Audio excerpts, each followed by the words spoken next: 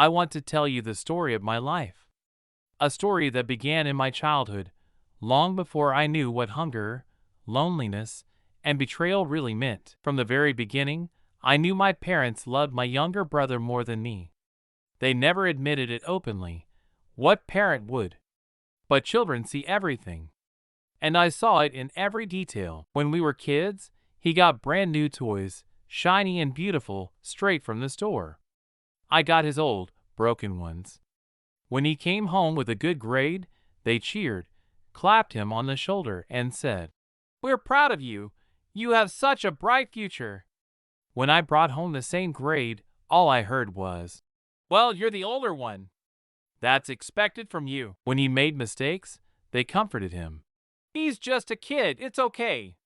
When I made mistakes, I was scolded. "You're older.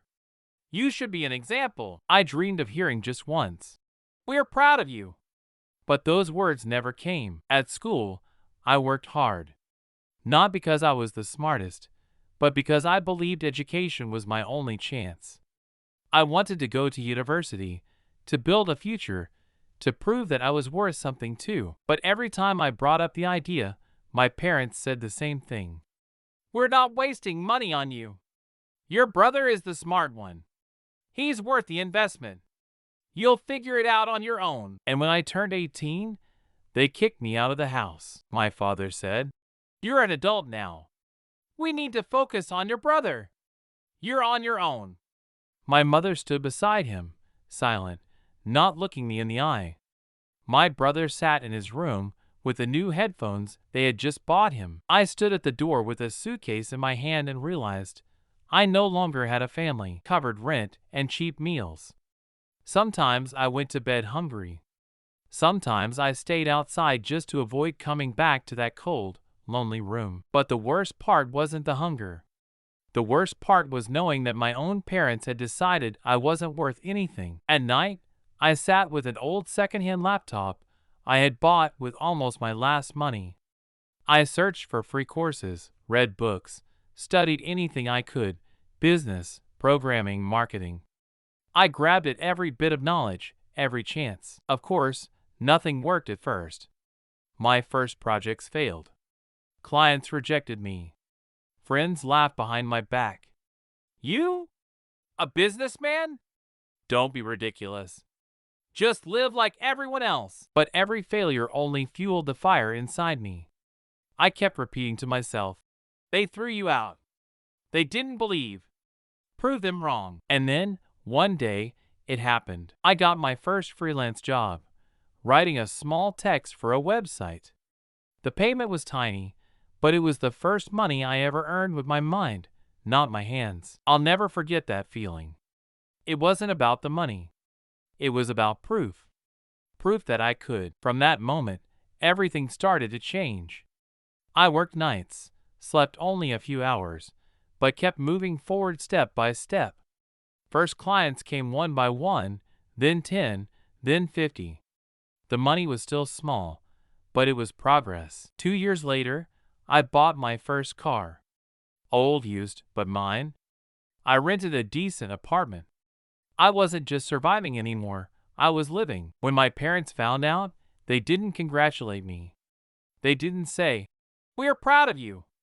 They asked, "Where did you get the money? Did you steal it?" Even then, they couldn't believe in me. When I turned 20, we had a terrible fight. They told me to my face, "You are nothing. Everything you have is just luck. It will all disappear soon." That day, I couldn't hold it in anymore. I told them everything I had been keeping inside for years, the pain, the anger, the loneliness. And then I left. I stopped calling, stopped visiting, stopped trying. From that day on, I no longer had parents. It was painful, but strangely, it was also liberating. For the first time in my life, I realized I don't need anyone to believe in me. I only need to believe in myself. Years passed. I built my business, investing all my time and energy. Step by step, I created the life I had once only dreamed of. I opened an office, hired employees. I bought another car. I started traveling. I was living the life I once thought was impossible. People who used to laugh at me now shook my hand with respect.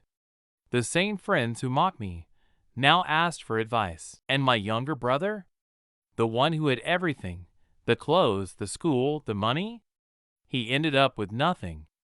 The expensive education didn't help. The money was gone. And he had no strength, no character to build his own life. The irony was obvious. Now I look back and I understand.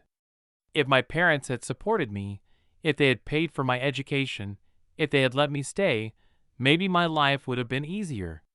But I wouldn't have become who I am today. Their rejection became my fuel. Their indifference made me stronger. Their lack of love taught me to love and respect myself. And in the end, that's what saved me. My name is Andre. Today I have my own company in Canada. I live in a spacious apartment with a view of the city. I have friends I always dreamed of, and next to me is a woman who loves me. But it wasn't always like that. When I first arrived here, I had less than $100 in my pocket, and ahead of me there was only uncertainty. I was born into an ordinary family. My parents always tried their best, but we didn't have much. As a child, I quickly realized that if I wanted to achieve something, I'd have to rely only on myself. I had dreams. I imagined one day living in a big city, working in an office on the top floor of a skyscraper, looking down at the city lights. Back then, it seemed unreachable, almost like a fairy tale. In school, I wasn't the best student, but I always worked hard. From a young age, I took small jobs, helping at the market, unloading goods. My parents often told me, Andre, you need to think about something real. Get a job at the factory. It will be stable. But deep inside, I knew if I stayed where I was born, I would never break free. When I turned 18, I knew I had to change my life. I didn't have many options, either stay and accept a gray, predictable future, or risk everything and leave. The choice was obvious. I saved a little money, bought a ticket, and flew to Canada. The plane landed at night. A huge airport, a foreign language, unfamiliar faces. In my pocket are just a few bills. I had no friends, no home, only a dream and determination. The first days were hell. I lived in a cheap hostel, in a room with 8 beds, and every night turned into a struggle for sleep. I didn't have a job. My English was poor, and that immediately pushed employers away. Soon I found my first job, construction. Heavy bags, dust, pain in my back so strong that at night I couldn't sleep. But I had no choice. That's where I met Ethan. He was a student, working part-time on the construction site to pay for his studies. Ethan turned out to be the one who reached out to me in the hardest moment. He taught me simple English phrases, helped me when I didn't understand what the boss was saying. Sometimes he even bought me food when I had no money. Hang in there, Andre, he would say. You'll make it. I can see you don't give up. Those words meant a lot to me. For several months I lived right on the edge. Sometimes I didn't even have enough money for food. I remember once spending 2 days living only on bread and water. In those moments, I wanted to give up and return home. But I remembered why I came. Work at the construction site couldn't last forever. And one day I met Mr. Anderson, the owner of a small home repair company. He noticed that I always stayed after work to finish what others had left undone. You're a persistent guy, Andre, he said. Do you want to work for me? That's how I got a new job. It was still hard work, but better paid. Slowly, I began saving money. After a year, life started to change. I learned the language a little. I stopped being afraid to talk. One day, while working for a client, I met a woman named Olivia. She was a nurse. We talked, and for the first time, I felt like someone here was genuinely interested in me. Olivia supported me when things were tough. Sometimes we walked around the city in the evenings, and I shared my dreams with her. I want to start my own business, I told her. So we'll never have to work for pennies again. She smiled, you'll make it. I believe in you. Those words were like fuel to me. I started studying everything I could, business books, online courses, videos. By day I worked, and at night I studied. After a while, I had my first small clients. Then more. I learned to build websites, create ads, and help businesses grow. And then one day I met Daniel. He was an experienced entrepreneur. We talked at an event, and he said, I see the fire in you, Andre. You remind me of myself when I was young. Let's try working together. That was my chance. With his support, I opened my first small agency. We started with just a couple of clients, but very quickly the business grew. I stopped counting every coin, rented an apartment, bought a car. 10 years later, I returned home a completely different person.